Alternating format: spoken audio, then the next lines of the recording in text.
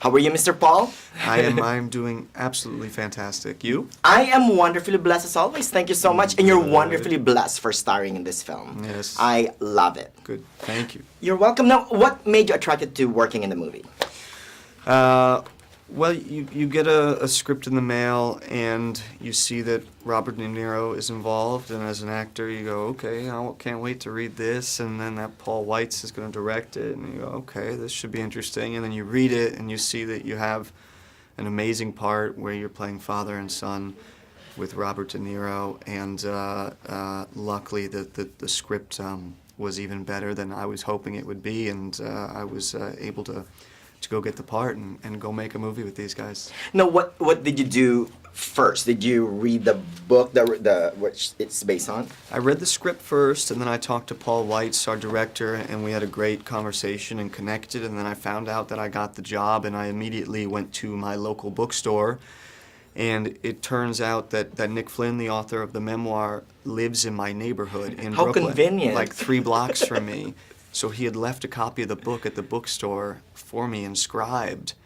The day I got the part, I didn't know how he knew already, or I didn't know he lived in the neighborhood, so I showed up at the bookstore and this book was with a note to me, and I went, oh my God, this is such an amazing coincidence that we're neighbors, and so we started spending some quality time together. Oh, how was that in the initial meeting, though? Meeting your real-life counterpart?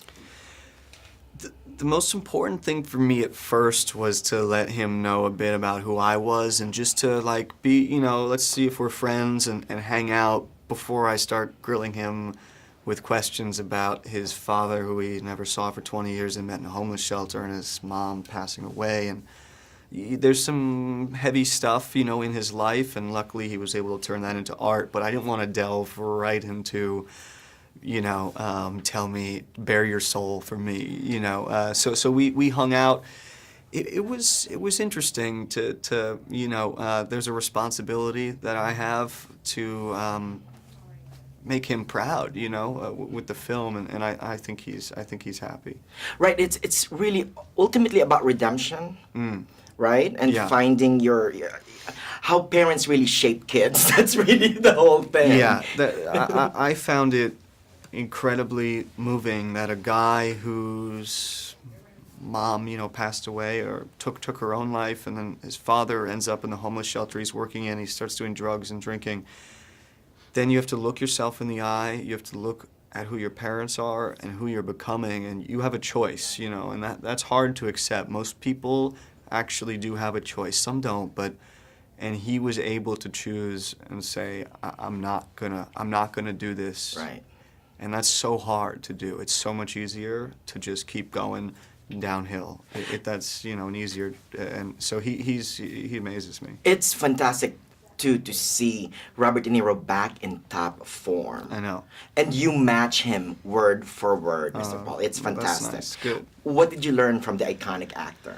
Oh man, I mean there was days we did one scene for 12 hours. That's the whole day, and I'm walking home. I just spent 12 hours straight acting, with Robert De Niro, doing a great scene. He's effortless. He's like a surfer. He just sort of gets on a wave and rides it. I never saw him acting, and that takes a lot of trust in himself, and I was inspired watching that. Oh, and we were inspired watching you as well. So there you go. Thank you so Thank much. you. Yeah, yeah. Congratulations All again. right, thank you.